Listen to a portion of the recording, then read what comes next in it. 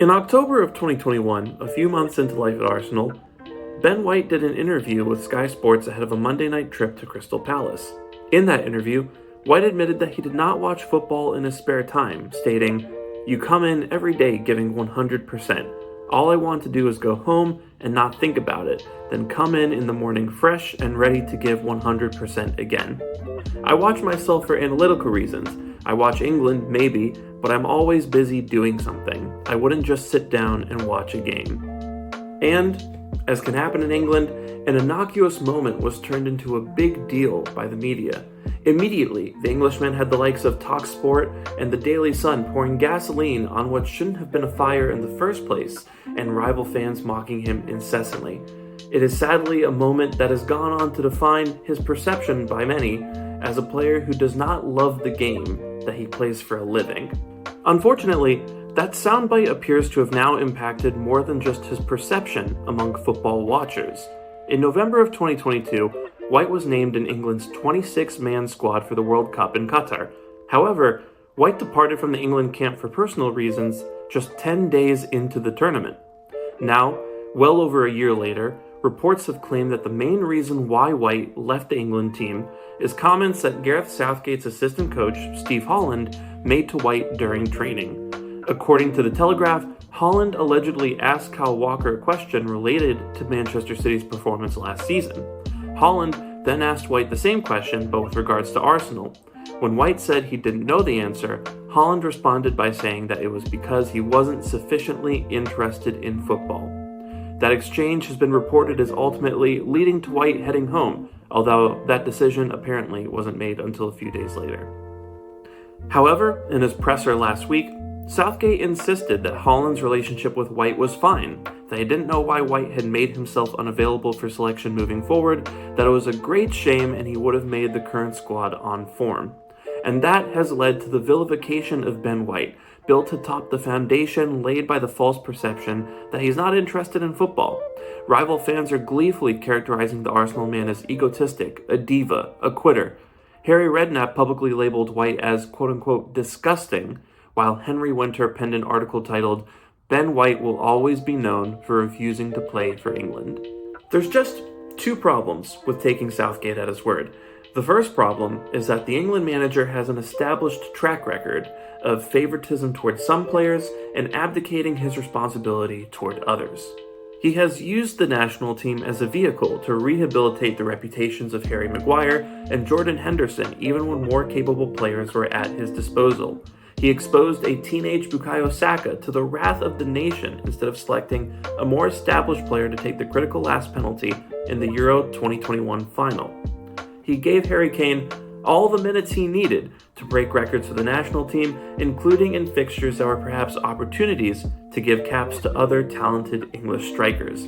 And now it's clear that Southgate is attempting to protect his right-hand man.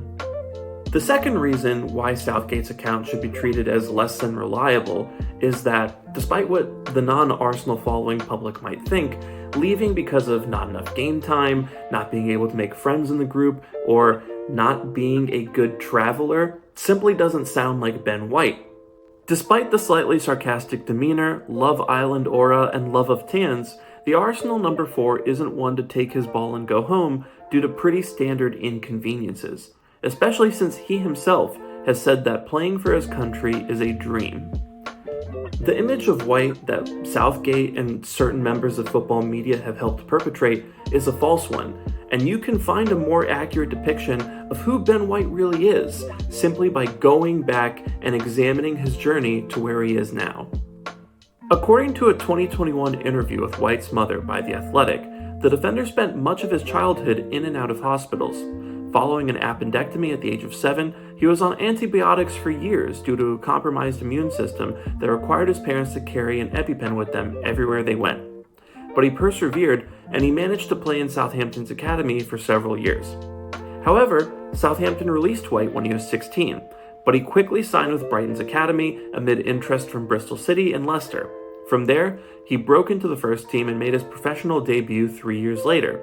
After loans at Newport County and Peterborough United, White spent the 2019-2020 season with Leeds United. Under Marcelo Bielsa, White played every single minute of the league season and featured in every match of the campaign as Leeds won the championship and earned promotion to the Premier League. I want to repeat that last part. Under Marcelo Bielsa, a man famous the world over for his aggressive, high-octane style of play and infamous in certain quarters for how taxing the physical demands of that style of play are, Ben White played every single minute of a 46-game season. Following his heroics at Leeds and amid interest from multiple Premier League clubs, White was given a new 4-year deal and made a key player for Graham Potter's Brighton in the 2020-2021 season. The Englishman started in 36 Premier League games for Potter and continued to impress. He helped his side keep a clean sheet in a 3-0 win at Newcastle. With White in the side, Brighton achieved their first win at Anfield since 1982. White was also key to Brighton's first ever point at Chelsea, as well as a come-from-behind 3-2 win against City. At the end of his inaugural season as a first-team regular for the Seagulls, he received the Player of the Season award. White would then make the switch to Arsenal, and from there, the spotlight on him grew. In an off-season in which Manchester United signed Raphael Varane and Chelsea were linked with Jules Koundé, Arsenal were effectively mocked for spending £50 million on a lesser-known centre-back from Brighton. After White's Arsenal debut ended with a 2-0 loss at Brentford, Sky Sports released a video of Gary Neville and Jamie Carragher singling out the Englishman for criticism. In that video, Neville deemed White a target for future opponents. Then, of course, came the uproar over Arsenal's number 4 not watching football in his spare time. But White soldiered on, unfazed. He helped Mikel Arteta's side turn their season around after a dreadful start, and they narrowly missed out on Champions League qualification.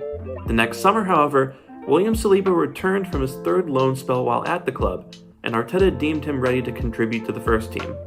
But in order to accommodate the exceptional French centre-back, White was asked to reinvent himself as a right-back.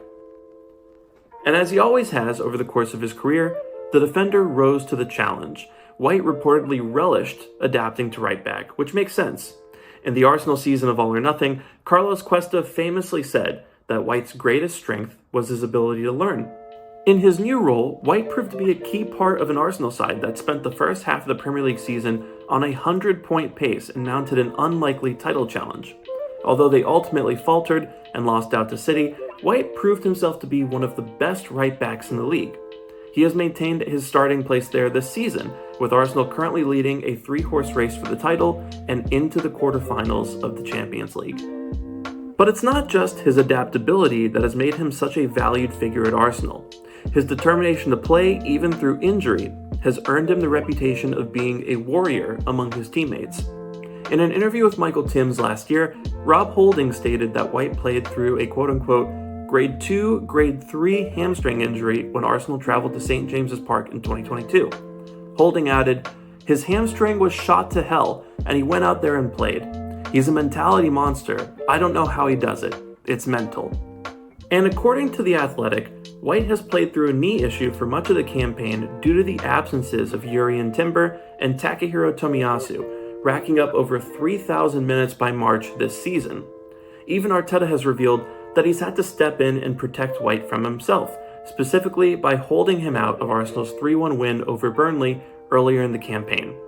When asked about White's absence for that match, Arteta replied, "Ben won't give you much. He always wants to be on the pitch and he wants to hide anything that is there. But we highlighted that we noticed in the last few weeks as well something happening there and we wanted to protect him today." On top of that, White has settled in as a leader at Arsenal. During a preseason training session, White reportedly laid down the law with some of the younger players. He's also one of the players making their voices heard more and more in Arsenal's pre-match huddle. To summarize, Ben White overcame life-threatening illness as a child to even have a football career in the first place. After being released from Southampton's academy, he joined Brighton and worked his way through the ranks, impressing in multiple loan spells until he broke into the first team.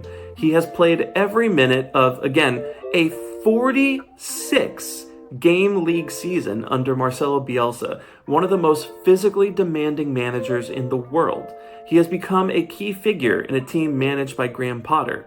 And he has emerged as one of the most trusted lieutenants of Mikel Arteta, a manager who unceremoniously booted Mesut Ozil and Pierre-Emerick Aubameyang from the club. For Arteta, White has adapted to a new position with pleasure, played through injury repeatedly, and set aside his introverted tendencies to become a dressing room leader. And yet, we've been expected to believe that White, who's been a fighter throughout his career, who cried with his mother for over an hour when he received his first England call-up, left that team's camp because he didn't automatically start, or he was homesick, or some other flimsy excuse. Frankly, with all the facts laid out like this, that is immensely difficult to believe. Without speculating too much, the more likely explanation here is that Holland created an environment within the England camp that made White feel uncomfortable and unwanted. And whether throwing the comments about not watching football back in White's face is the full story or just part of it when it comes to Holland's transgressions, history shows that you have to work pretty hard to make the Arsenal right back walk away from something. Because he's a fighter, he's a leader, he is a personification of the non-negotiables that took Arsenal back to the top of the game. That is who Ben White really is. And to suggest otherwise, to leave his character open to mass speculation is... What was the word for that again, Gareth? Completely disrespectful. For once, you are absolutely right, Mr. Southgate.